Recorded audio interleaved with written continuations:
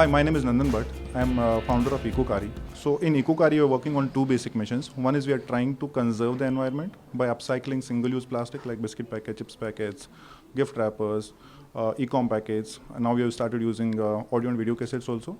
And the second part of the mission is that we are enabling livelihood of women and youth by teaching them how to use charkha and handloom for the upcycling process. So that's what we do as in a process. Now about the organization, if you see, there are two words in our organization, eco and kari. So the eco has been taken from the eco-friendly word, so that's the first part, and kari from the karigar, which is a Hindi word for the artisans. So these are the two basic missions which I actually told you. So that's how the company is working. Now how I started or how this concept was being taken is that I have been trekking from early 2000s into the lot of Sayadris, into a lot of Gads.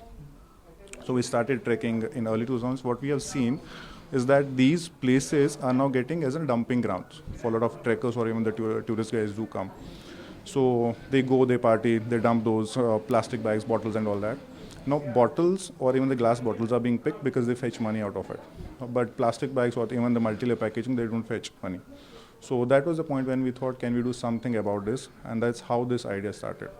So we have started this organization in 2020, September 2020. Now about how we take it, or if you actually imagine the life of the plastic bag is 20 minutes, is average global life, the average time of the plastic bag is 20 minutes, which means if you go to the grocery guy, you pick your either fruits, vegetables or the grocery, and then you come back to your home, you stack them into either fridge or even the storage. The life of that plastic bag is 20 minutes.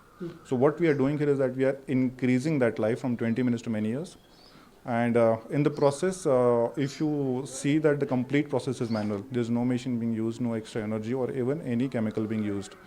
So it's not only the product which is green, it's even the process from which we arrived at the final product is also green. So that's the complete mission of the company. It's not only the making products green, but even keeping the process also green.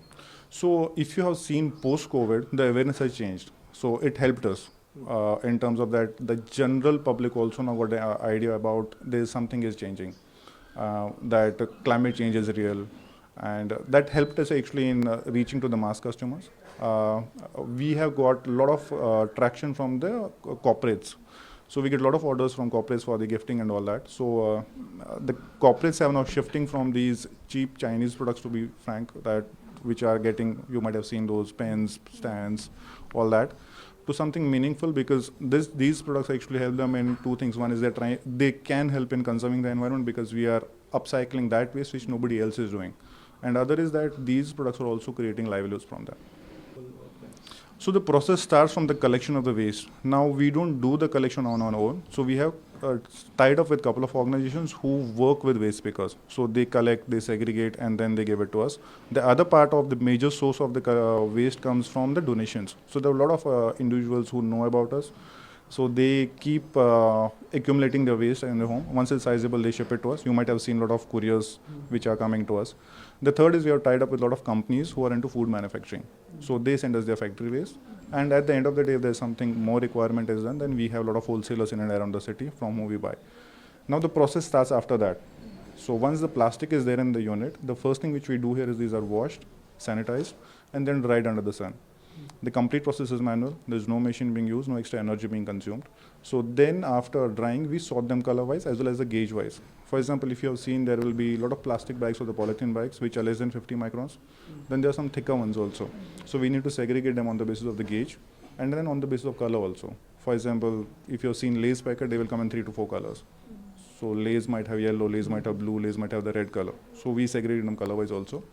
Once that is done, we cut them using a pair of scissors into long strips. These strips are then rolled onto charkha, the traditional charkha, and then woven on handloom to get the fabric out of it. Once the fabric is done, the designers work onto it and make beautiful products which are market ready and then sold in the market.